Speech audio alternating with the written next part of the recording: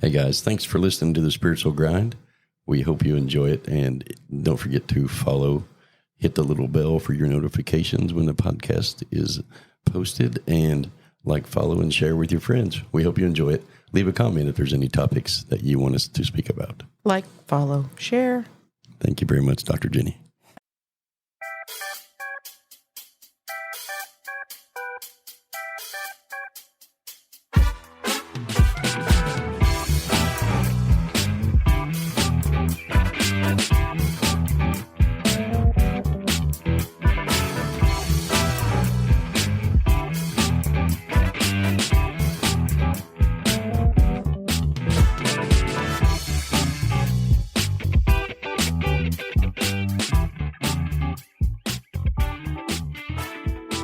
Good morning, everybody. Welcome back to the Spiritual Grind. We are in studio with Dr. Jenny and myself. Good morning. Good morning, Dr. Jenny.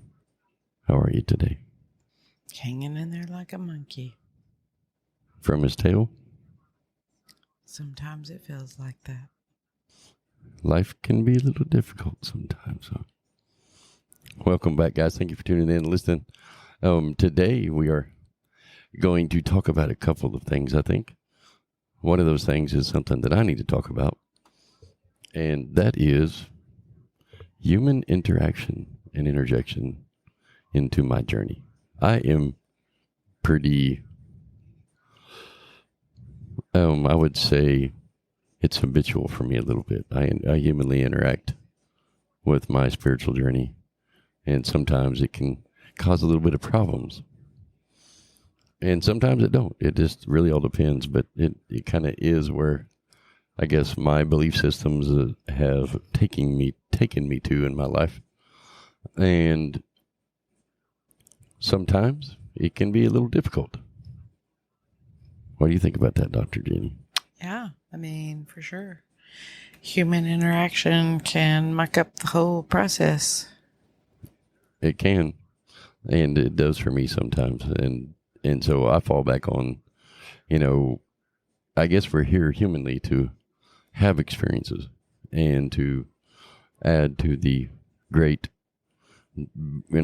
vast array of knowledge that everybody can share, and they call the Akashic Records. And we add to that knowledge and we try to bring that to us. Now, over the last few years, I've had a journey, of things to where humanly I've interacted, and sometimes it's spiritual, sometimes it's not. And it's been a rocky road in trying to get back to the roots of spiritual awakenedness. And when you've been living that off and on journey of humanness, can be difficult. Can be a tough place to be in. Yeah, it can. Stopping the habits or the patterns can be sometimes the most challenging part of the journey. But I guess on the positive side, recognizing that they're there is probably the first step. It's kind of like being an alcoholic, recognizing. I guess. I've never been an alcoholic, so I don't know. Oh, well, I haven't either. I've been to the meetings when I used to do some things. Yeah, I've not been to the meetings. But back in the day. But, I think you're right, is identifying the humanness within it and making sure that you at least try to interact and change beliefs behind it with every interaction, to me, is the hardest part, because I am very much a creature of habit. And when I view things as a challenge, I hit them. I hit it full force, because, the fight or flight syndrome or thing that people have is I am that guy that fights. I am not a flighter, not a runner. I'm going to hit you head on. And understanding the correlation between the two of those, for me, is where I go a lot in my thought processes and clearings in the morning. And, particularly today is a day that I'm really checking in with it and trying to figure out what's the balance within it, because where do you go with it? And that's my challenge. What do you mean? Where do you go with it? Well, that's what I'm trying to figure out. I don't know. I don't. I mean, I understand that I do it, but I don't know how do I change it, and where do I get to a place of balance within it? Okay. I think identifying what it is, first of all, would be the first place of clarity. Well, I mean, the human interaction, the human interjection into the journeys. That's what I'm talking about. And so is there a question in there, or I guess I don't know what you are wanting to conversate about, I guess is what I'm saying. My conversation is more about how do we tell people out there to identify their human interjections into their journey? How do they identify them, and how do they make sure that that is within balance? Because we are here for human experience.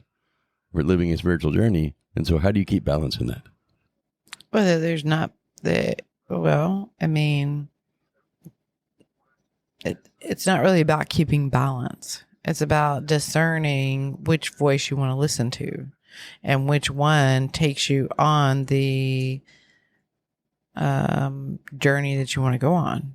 You're going to experience it in two different ways. If you're always following that human voice that's trying to guide you in a human direction, that experience is going to look much different than if you're listening to your spiritual voice and going in that direction. There are two different directions, and getting to a point where you are going to make a decision on which one you're going to listen to and which one you're going to trust will depend on how you want your reality to look and the beliefs that you carry around that, basically. But do we ever really not humanly interact into our spiritual journey?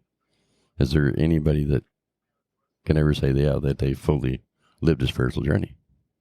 And then how do you get human experience? I don't think that the goal is to be able to say that.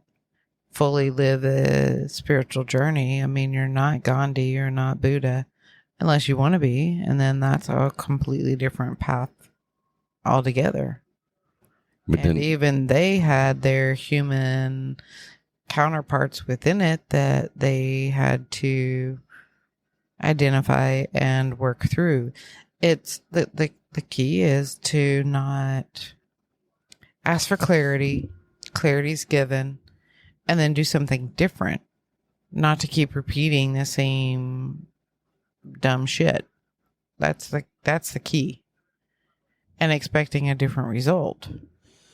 Well, that's what I was the clarity. What I was talking about is creating the balance within it, because the reference that you just gave. Even Gandhi had human experiences. And do we really know when you're supposed to repeat the human interaction and when you're not? And how do we clarify that? It's all based on whatever belief and program you're running. It literally is based on that. If you believe that you're supposed to repeat it, then you'll look for ways to repeat it, even on a subconscious level. If you decide that it's not necessary for me to repeat this, I don't want to experience it again. I've learned what I'm going to learn, period, and I don't want to repeat it, then you'll begin to look for something different, and it's a habit. Then you practice. You practice looking for something different, doing things differently.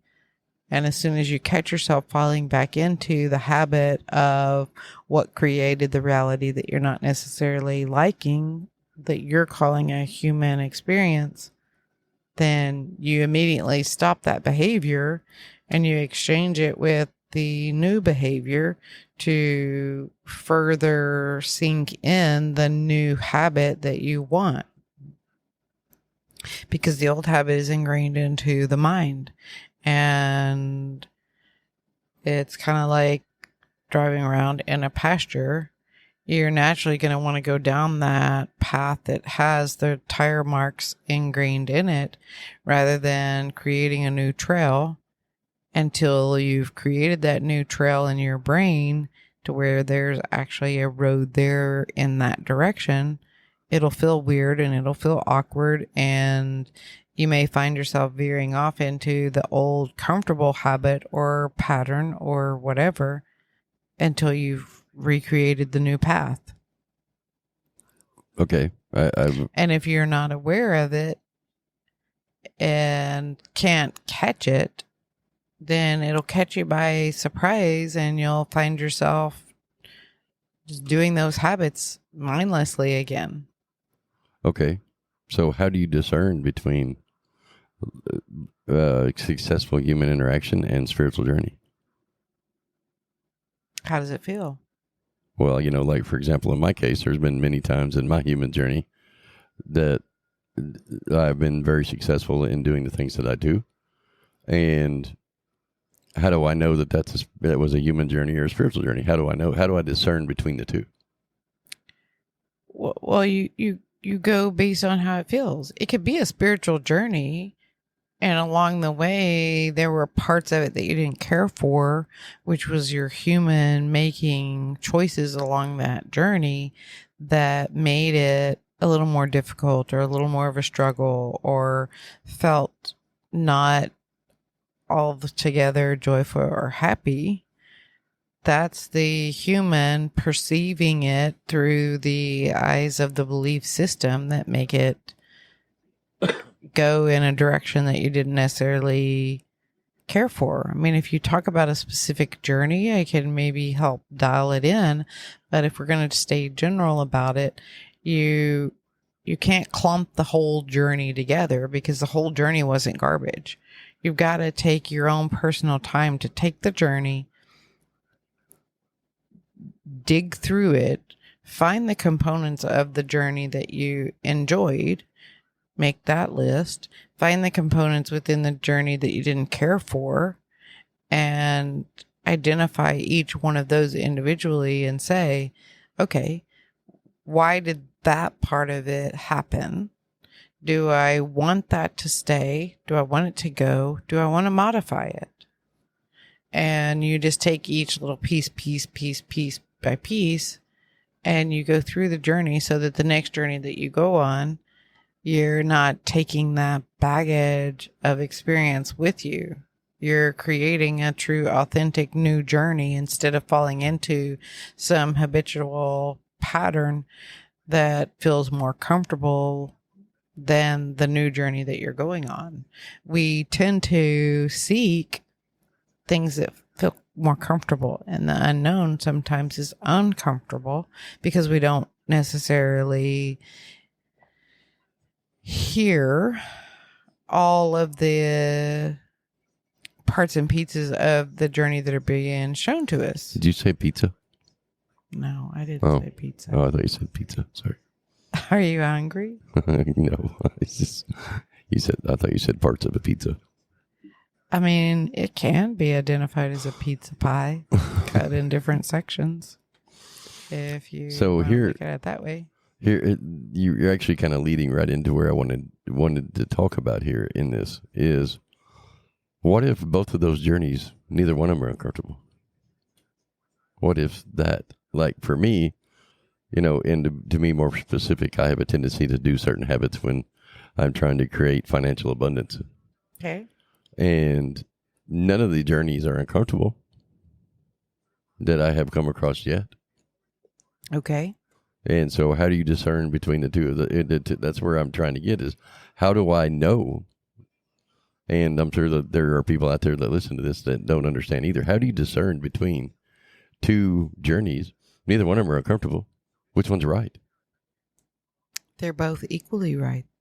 If they bring joy or excitement or pleasure into your life at that point, then you flip a coin or you do them both simultaneously. If they truly hold the same frequency and they truly hold the same level of enjoyment, then you should be able to flip a coin and be okay with no matter which way that coin lands. It's just you making a decision because you have to pick one or the other. If you're not in a place where you can pick them both and do both of them, then you should be able to take a coin, and journey 1 is heads, journey 2 is tails. And you flip a coin, and literally whatever it lands on, you go and do that journey, and it's fine. If you flip that coin and there's any aspect of you that says, and it lands on heads, we'll say, if there's anything in you that at that very moment that pops in and says, oh, dang, I wish that was tails, then that's a dead ringer that there is some difference between the two journeys, and you need to go in the direction of what, and you need to check in again.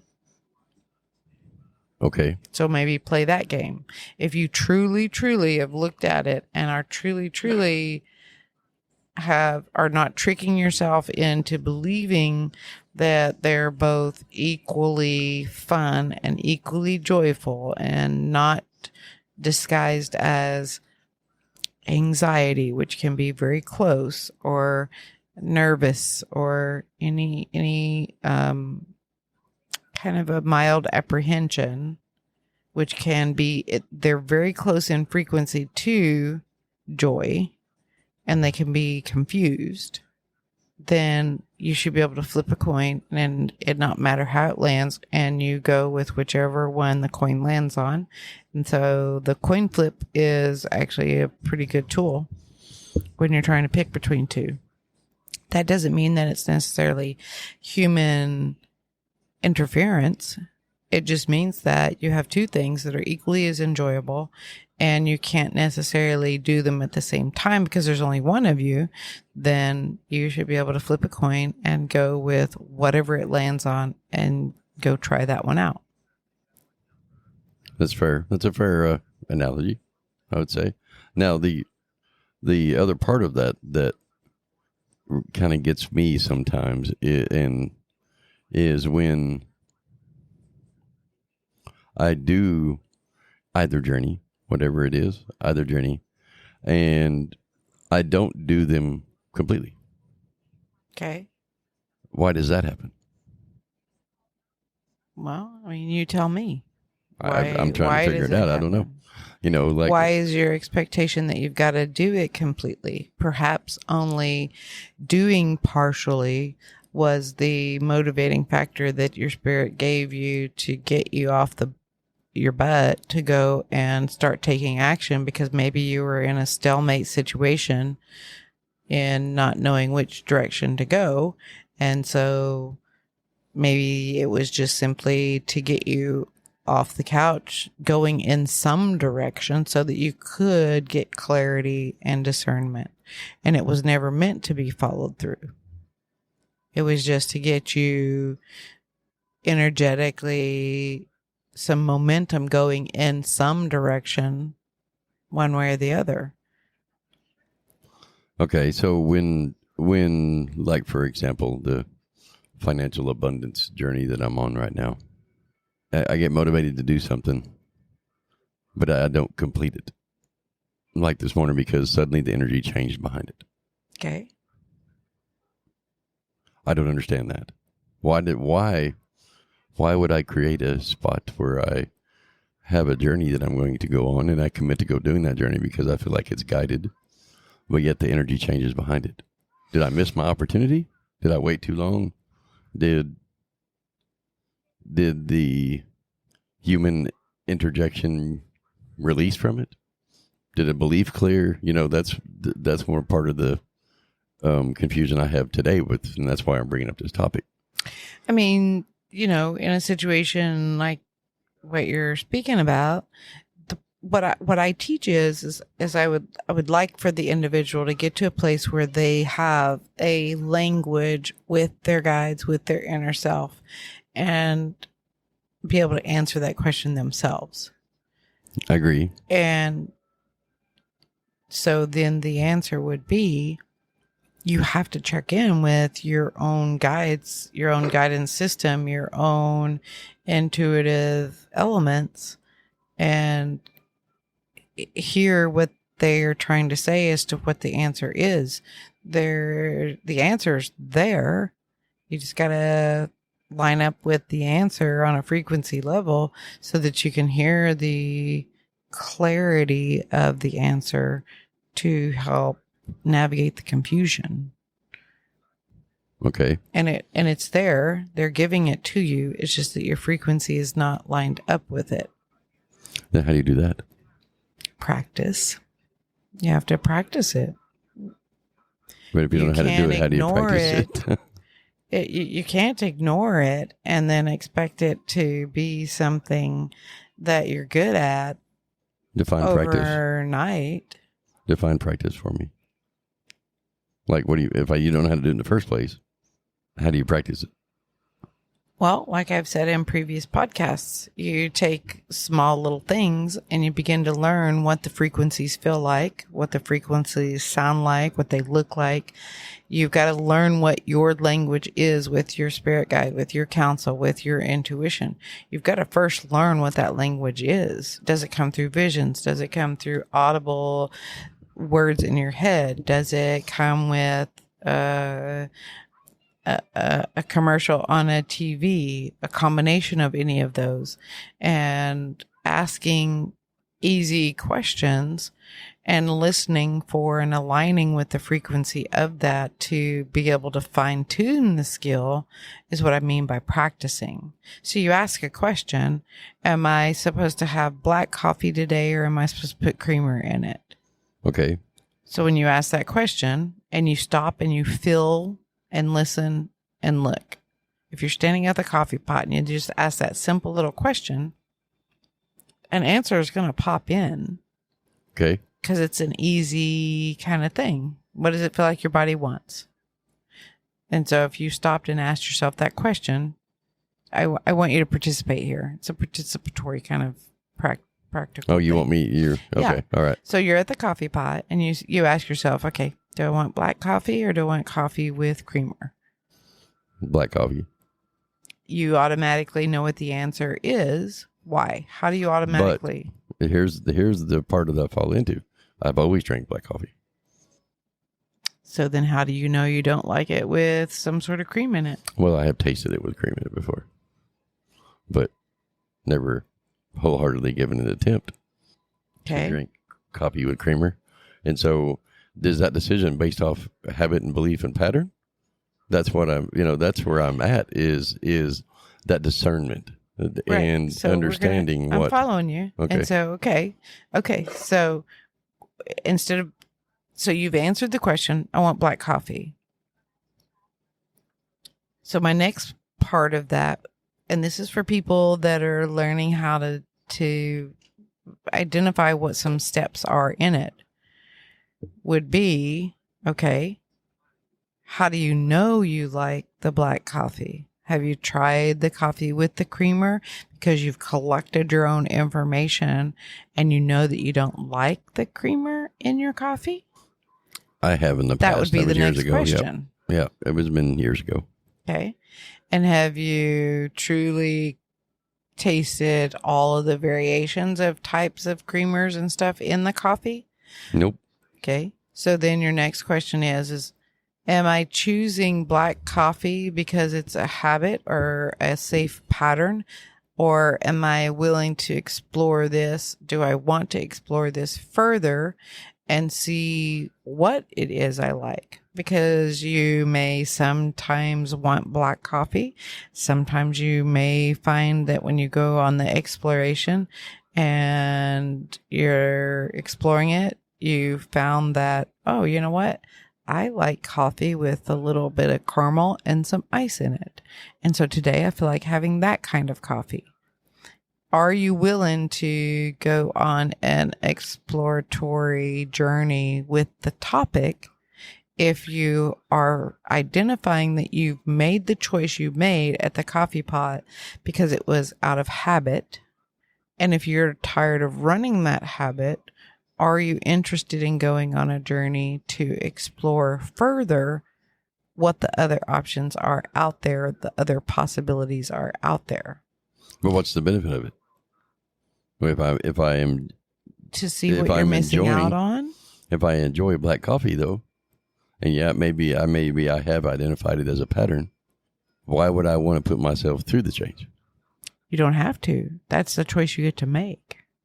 Okay. I'm giving you steps on how to discern whether or not it's a guided or not guided.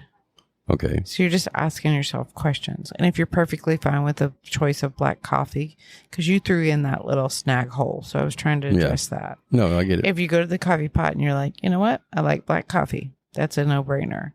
And you pour yourself a cup of black coffee, you sit down, and that is the highest level of enjoyment that you are experiencing and choosing to participate in that very moment. Staying in the now, staying in the moment.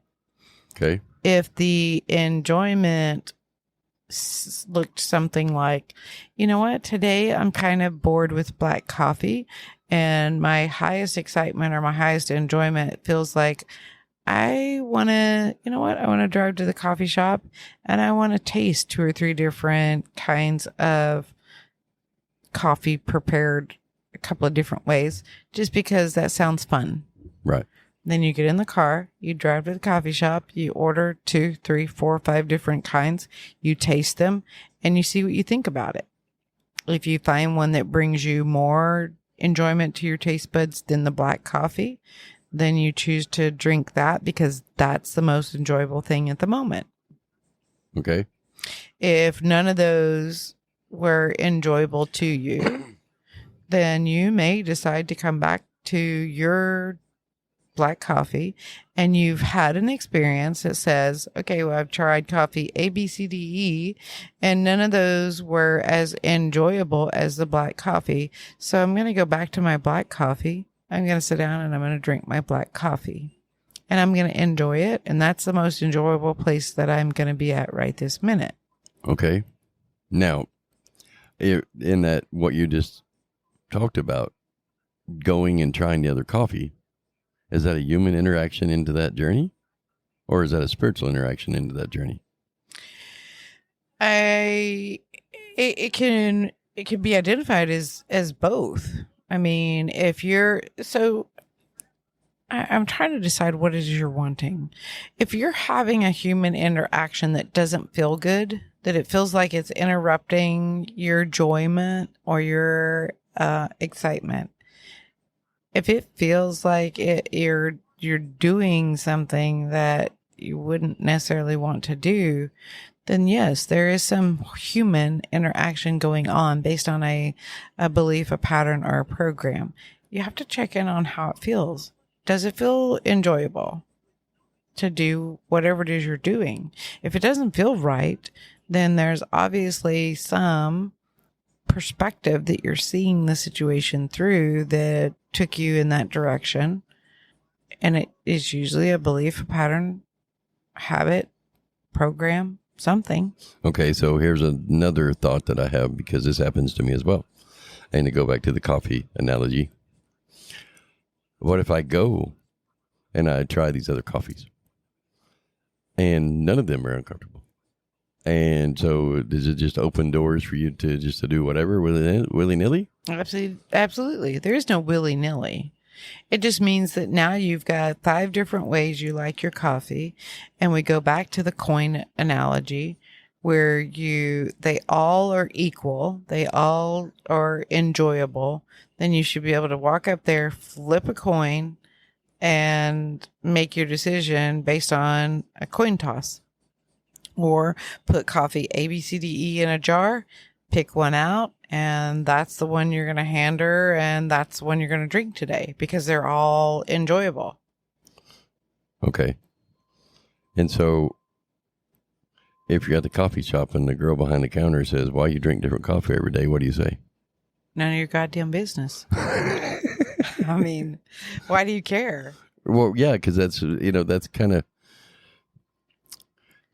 Why is it her business what kind of coffee you use? She's there to sell coffee. Right. It's not any of her business. So you can choose at that point to answer her or not, or because I want to, because I can. Because this happens to me a lot is when there's not a lot of things that really make me uncomfortable, to speak very freely. Okay. There's not anything that I'm fearful of. There are things that I humanly worry about, yeah, but I'm not fearful of much of anything. Okay. Because I have a true interior belief in myself in life. And I don't know that I can identify what makes me uncomfortable. Well, when people say that to me, it's usually because they have not sat in the uncomfortable and identified it to where they can pinpoint the vibration. They usually are doing a pattern of avoiding the uncomfortable or distracting from the uncomfortable so they don't have to experience the uncomfortable. I don't think that's my case, though. And that's one of the reasons why. Well, because I have sat in some very uncomfortable situations. Some very, very uncomfortable situations in my life. Okay. And I think that the uncomfortable situations were so extreme that I see nothing else as uncomfortable. I mean, it's possible that because your uncomfortable situations were so extreme that the mildly uncomfortable situations are not being recognized because you've programmed yourself only to define uncomfortableness as extreme. You're not giving it the levels of variation to be able to discern something that is actually uncomfortable that you would rather not do because it's mildly uncomfortable and it doesn't meet your current definition of uncomfortable equals this astronomically life-ending kind of situation. And so this doesn't meet that. And so sometimes it may be that the definition needs to be upgraded. Okay. And the levels of that emotion, because each emotion has a gradient. There's a 1 to 10 scale of each emotion. Like you can be mildly excited or you can be a 10 on the excitement scale and be overwhelmed with tears or laughter or jumping up and down because you're a 10. Or you can be mildly excited, a 1, where you get that kind of giddy butterfly feeling in your tummy, but it doesn't bring you to tears or it doesn't make you want to do backflips or something. Same with the other emotions like anger, uncomfortableness, whatever. If you've not integrated the full scale of it, and you only have a definition in place that things are only uncomfortable to me when they hit that 10 or maybe an 11, 12, 13, 14, 15 mark, and everything else is not going to get identified as uncomfortable, then that means that maybe you need to update your definition, because essentially what can happen is if you're doing something that is uncomfortable mildly, you can just do it on kind of a robotic space. You just do it to get through it because it's mildly uncomfortable. Or you can also confuse that mild uncomfortableness as it must be enjoyable because I'm doing it. And it's not identified as a 10 on the Richter scale of uncomfortableness. So because my mind doesn't really know how to log it, it must be somewhat enjoyable because I'm getting up and I'm doing it every day. So it could be mislogged as an enjoyment or as a neutrality of just something that one does. And then you go back and you say, I wish I hadn't done that. It wasn't really very comfortable. Sometimes that'll happen and you can pick it up and find it that way after you've already done it. Sometimes that doesn't even happen because the person's not even aware of the fact that it was uncomfortable because it didn't create that severe uncomfortable experience that's in the definition. So they'll go ahead and they'll do it because it's not being logged as uncomfortable. It's sometimes it's not even being logged as anything because the brain doesn't know what to log it as because it's not given a space. It just is what it is. So when, like, for example, today I went on it, this was not an uncomfortable situation for me. And so I'm trying to figure out, like in the conversation that you and I just had, I'm also trying to figure out, how do I not see this uncomfortable stuff? Okay, well, so the first thing I would bring to attention is if it was truly not uncomfortable for you, you as an individual, you yourself, not any other person, their perspective, their thoughts, take all of that out of the way. If it truly was not uncomfortable with you and how it went down, there would be no reason for a question. Okay. If you have to question it and it needs more validation or more clarity, then there's something more to it that you're wanting, even if it's on a subconscious level. But in that scenario, I wasn't questioning it. And so... okay, then why are you questioning it now? I'm just trying to figure out the differences, because I don't understand the differences between a spiritual journey and a human journey.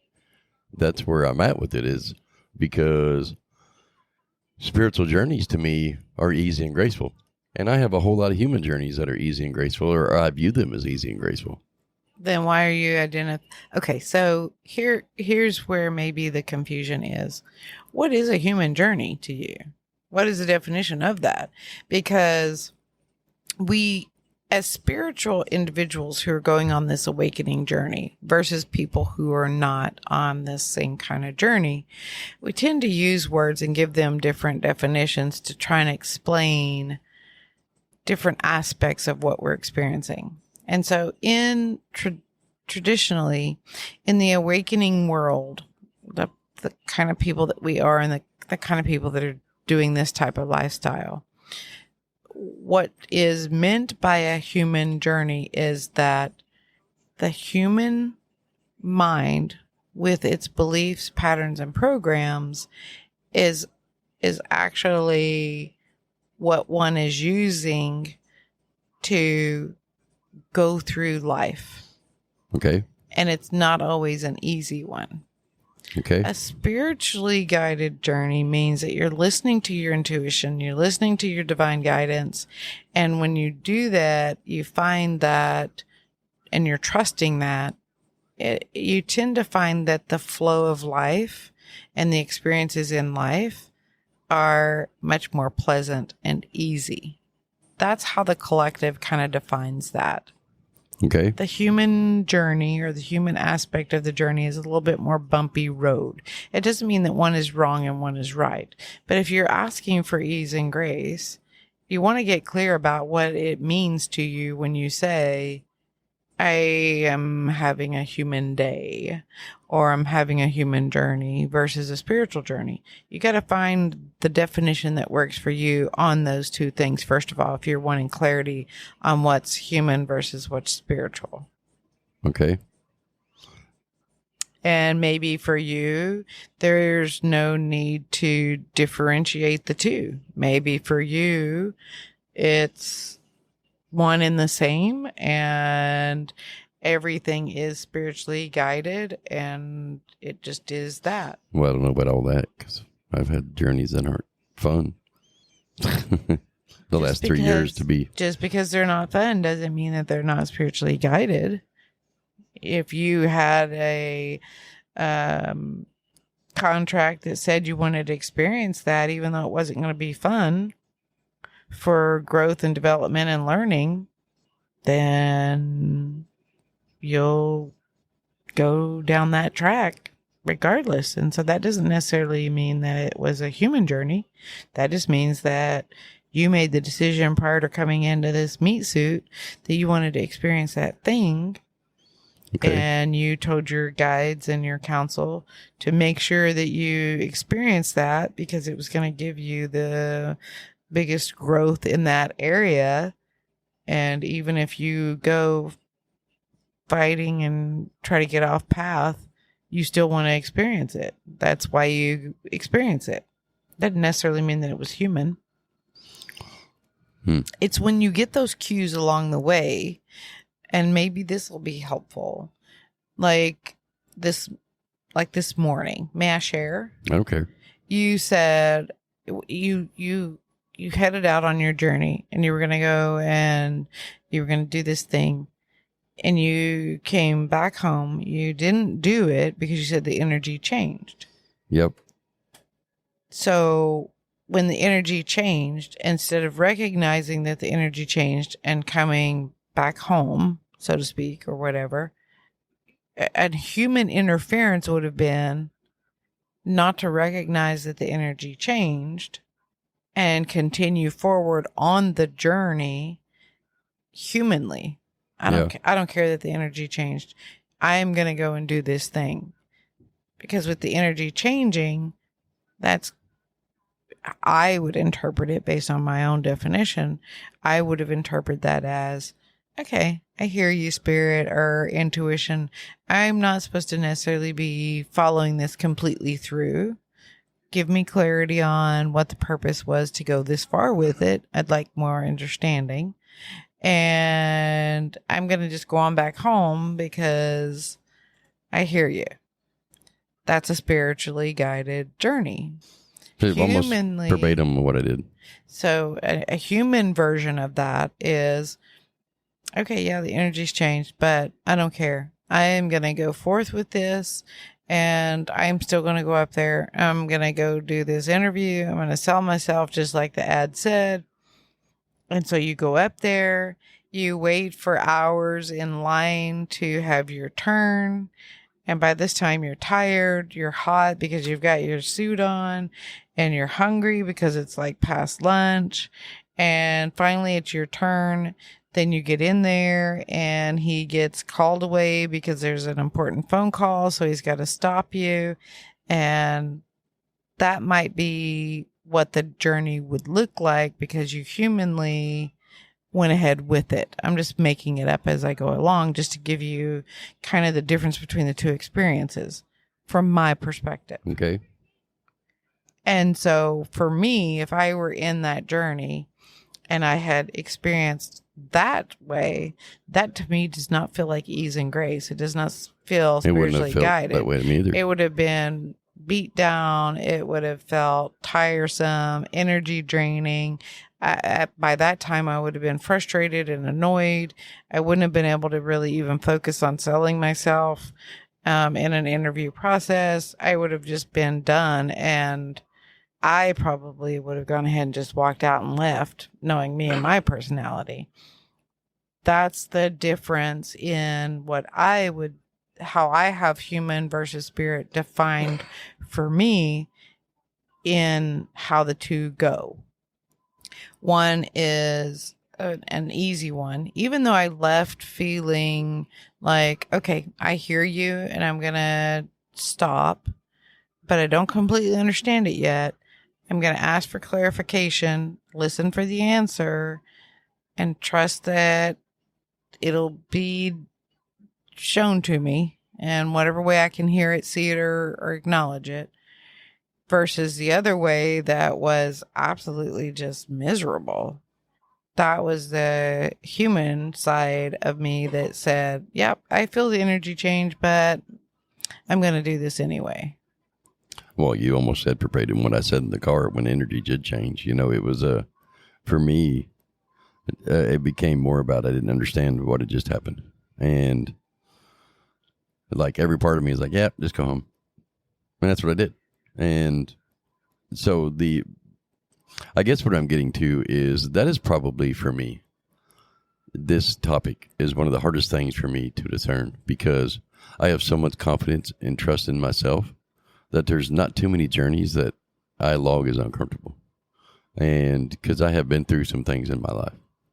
And in my life, I have learned to trust in myself and to just follow the next best feeling thing and do that with and do it both feet in 100% commit to it and do it. And that's kind of where I have been a lot in my life and my journeys. And I hope that people out there can hear this and listen and understand that I think my journeys are identified better by the next best feeling thing and just going with the flow. Going with the flow of things, and because that is a hard thing for me to discern. I do struggle with identifying spiritual journey, human journey. Of course, I rely on my visions and my energetic reads on things a lot. And when people can understand their own differentiates of those, I think it's a beneficial thing. Understanding how to get to the point of identifying human interaction or human interjection and spiritual journey, because spiritual journeys are supposed to be easy and graceful. Not always. And well, that's how the collective. I mean, if you want to define it as that, you can. Like, it comes down to how you want to define it. Yeah. Like, it comes down to literally you have to stop and look at your definition of how you're going to define it for yourself. I agree with that. Because sometimes a spiritual journey can be challenging, but the reward at the end is very much worth it and very much a part of your fiber and your being. And you know that that's what you wanted to experience. And so even though the journey is difficult, you still have this inner knowing. If you're in language with your intuition and your guides and yourself, even though the journey is difficult or uncomfortable, it's just a knowing that I'm still supposed to be here. It's not time for me to eject out of this. Okay. Or I am supposed to do this. And whatever comes out of it or whatever comes out on the other end is what I signed up for. So sometimes the journey can be challenging and it can be difficult. Okay. Because you signed up to take those more challenging journeys for your growth and development. Okay. I know that is probably not helping the question around the human versus spiritual guidance. And I mean, essentially, if you want to take it down a rabbit hole, we can. We'll have to do that on a second podcast. I mean, whatever you want to do, it matters not. Well, I think this will definitely be turned into a second podcast because I'm not done with the subject yet, but we're hitting our time limit for the upload. It needs something. Like, I still feel like there's some confusion out there on the human versus spiritual aspect. And I guess the note that I would leave everybody with is you've got to first clarify the definition of those two things. Okay.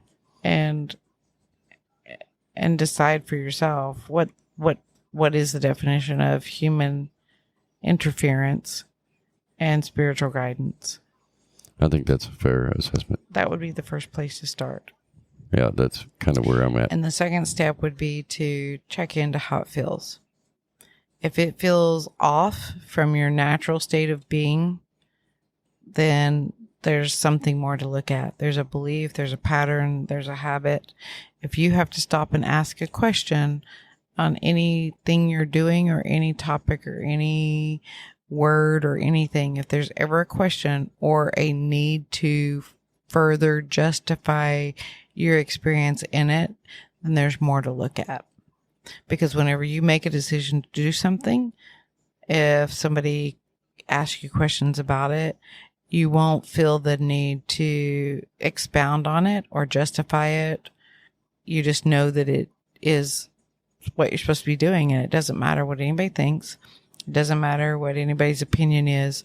It just doesn't matter to you because you know that you're doing what you're spiritually guided to do.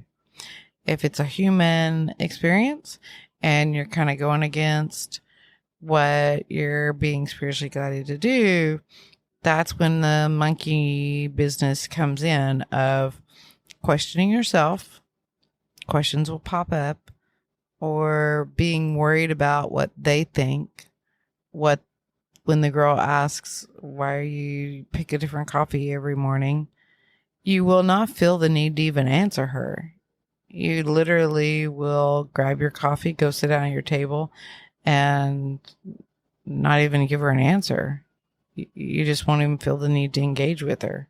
Like, Fair enough.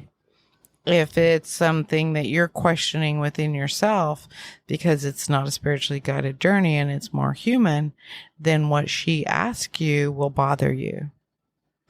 And you'll feel the need to justify to her, which is you actually justifying to yourself why you're doing what you're doing. Sometimes we have conversations with other people because we're justifying to our own selves, because our voice is the biggest programmer of our own minds and our own beliefs. Okay. And we need to hear what we have to say, but sometimes we won't listen unless we say it to somebody else. Fair enough. I enjoy the assessment. I like that. Anyway, I would start with those steps. real quick, Dr. Jenny's book's about to come out. Whoop, whoop. Scripted from Within. It should be available for pre-sale on Amazon right now. For Dr. It's under it's called Scripted from Within, and it's Dr. Jenny's book on. How would you describe your book? Yeah, I mean, basically the topic that we're talking about, I take you through an entire journey of understanding the belief process, how it looks, what you can do about it, how to work through it, how beliefs, patterns, and programs literally can muck it all up, how you can untangle it and start living life from a place of creating your reality rather than it being on autopilot. You begin to be the author of your own reality. Was that a plug? Yeah. Okay. And writing your own story rather than just living on autopilot thinking that there's nothing that you can do about it. Nice. Yeah, it is available for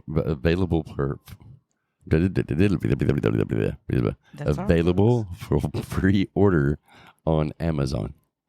Nice. And it should be completely released tonight. It's under $15, and it's probably the best $15 you ever spent. I would agree. I know, of course, just me. You may be a little biased. You wrote it. I'm a little particular. But anyway, Scripted from Within. And I think we'll put it on the website too, right? I think we're going to link that. We'll do a link on the website so you can click it directly from the website at www.themerckcenters.org.